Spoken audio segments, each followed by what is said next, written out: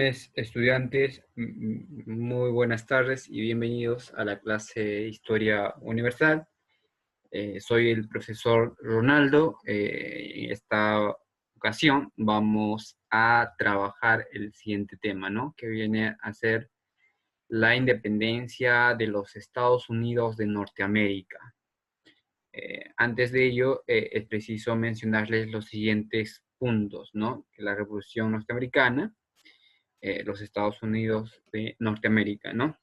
Esta va a tener pues su origen en los territorios que los ingleses van a colonizar en la costa atlántica de América del Norte desde comienzos del siglo XVII, donde básicamente habían logrado establecerse 13 colonias, ¿no? Las mismas que fueron incorporadas a los dominios del Imperio Británico. Entonces, una parte principal es de que es eso, ¿no? Segundo punto que les quiero mencionar es acerca de que a fines del siglo XVIII, en el año de 1776, dichas colonias, por medio de sucesivas guerras contra Inglaterra, van a conseguir emanciparse o liberarse del dominio anglosajón. Obviamente esto lo vamos a ir viendo más adelante, el motivo por el cual se da lo que es la separación de Norteamérica de Inglaterra, ¿no? Obviamente van a ser pues sucesivos, muy constantes los ataques que van a recibir. Otro aspecto que debemos mencionar es uno de los acontecimientos más importantes de la historia moderna, ¿ya? Entonces, esta revolución, pues, es el inicio de la revolución del cambio del pensamiento que se va a tener, porque no solo va a servir de ejemplo porque, para las colonias hispanoamericanas, sino va a inspirar a que éstas se liberen también, de cierta forma, de sus colonizadores. Entonces, Estados Unidos pues va a ser o va a servir de gran ejemplo a las demás colonias, a los demás lugares, no solamente hispanoamericanos, sino también a las colonias españolas que están en Europa. Va a servir pues de ejemplo para que éstas se puedan liberar de lo que venían sufriendo. Otro punto que debemos recordar es que es muy fundamental por el preponderante rol del país de Washington. Va a desempeñar en los destinos del mundo en los tiempos contemporáneos. Nos vamos a ir viendo el rol que va a jugar para que el mundo de cierta forma tenga pues un cambio hacia una nueva visión, una nueva mirada hacia el futuro. Vamos a continuar. ¿Cuáles fueron los antecedentes? Los antecedentes fueron las 13 colonias.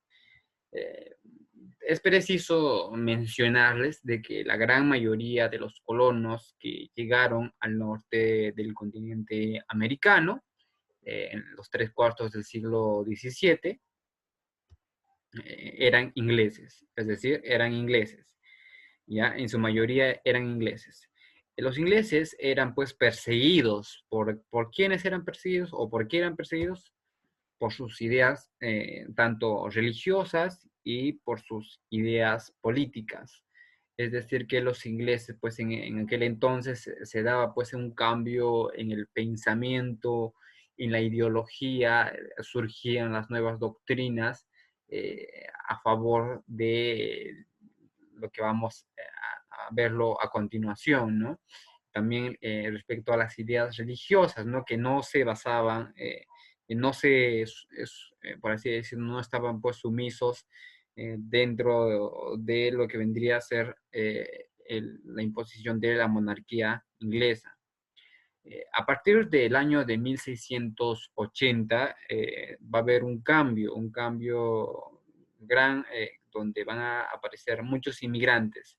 Al principio, como les mencionaba, eran pues solamente ingleses, ¿no? Pero a partir de 1680 se da la llegada de los inmigrantes de diferentes lugares de Europa. Por ejemplo, vamos a tener inmigrantes de Holanda, inmigrantes de Alemania, inmigrantes de Irlanda, también vamos a tener inmigrantes de Escocia, de Suiza y de Francia, ¿ya? Entonces va a darse pues ese cambio. Y a fines del siglo XVII, comienzos del siglo XVIII, se va dando lo que es la formación ya de las 13 colonias. Entonces, la formación de las 13 colonias, pues no es solamente los ingleses, también era pues la suma de inmigrantes, como ya les mencioné, holandeses, alemanes, irlandeses, escoceses, suizos y franceses. Entonces, obviamente, la gran mayoría de ellos eran pues ingleses, ¿no?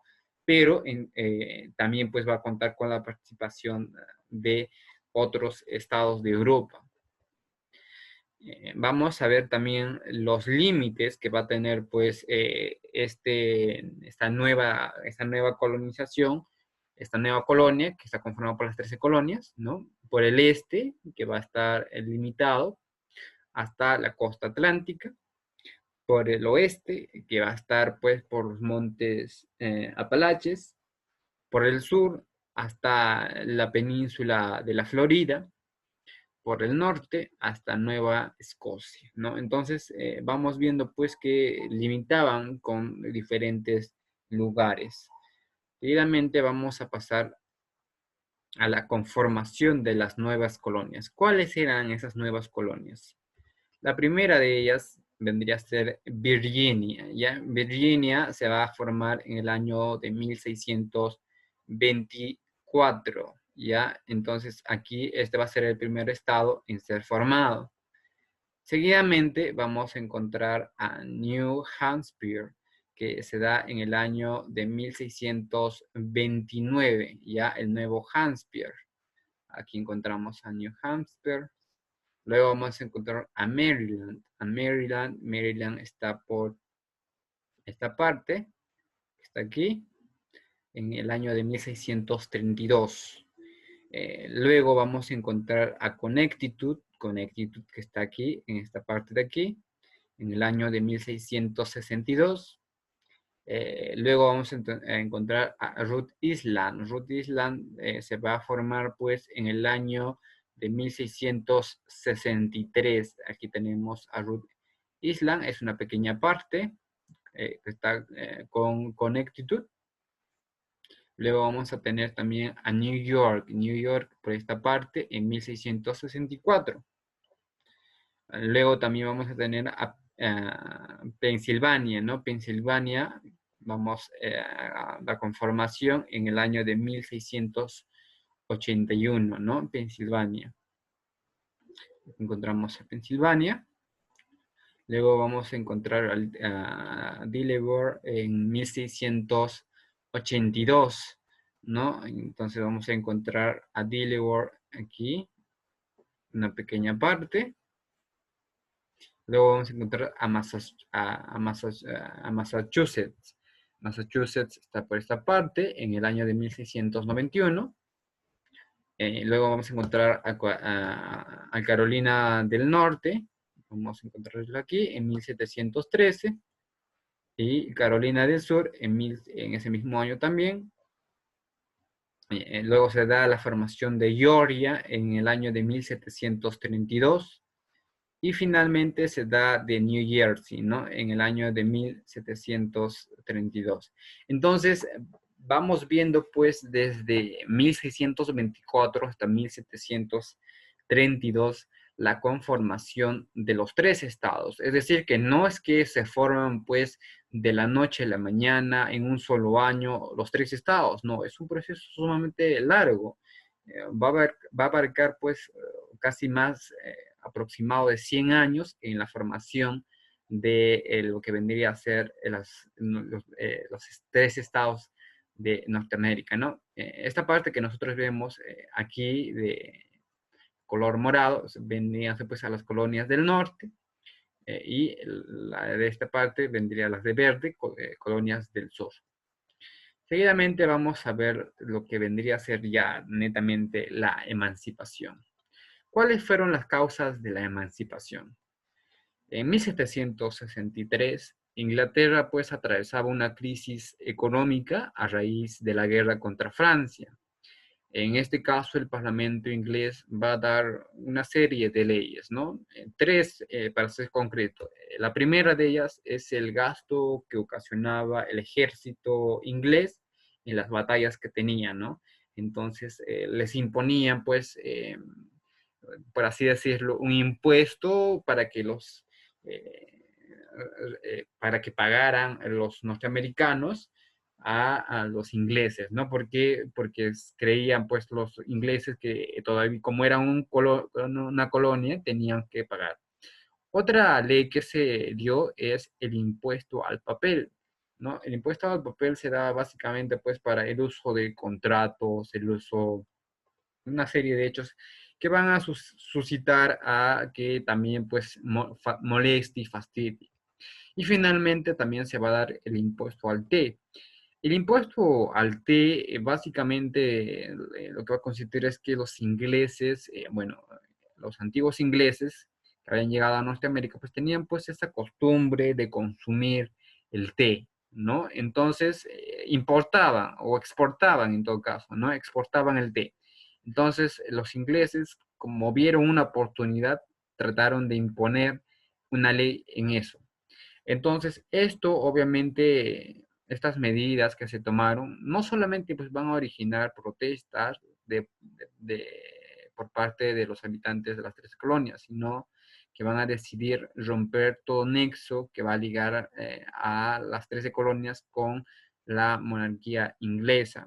Un hecho importante y creo que es resaltante es sobre el impuesto al té, donde algunos colonos que estaban en Norteamérica se disfrazaron de indígenas y asaltaron un barco y lo destruyeron, ahí como vemos en la imagen.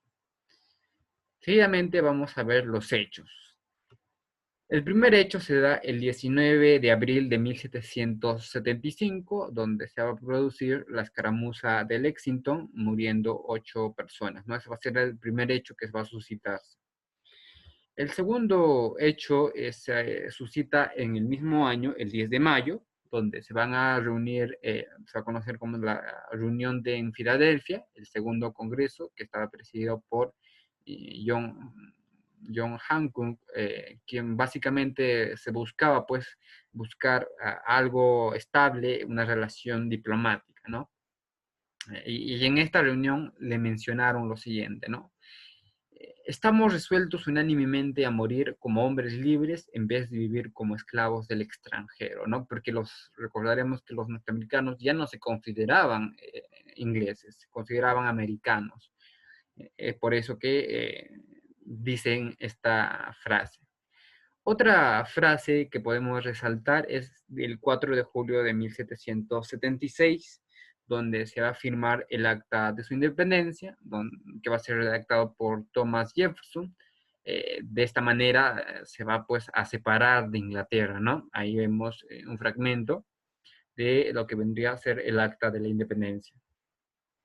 El 19 de octubre de 1781 se obtiene pues la victoria de Yorktown, donde van a ganar los norteamericanos, ¿no?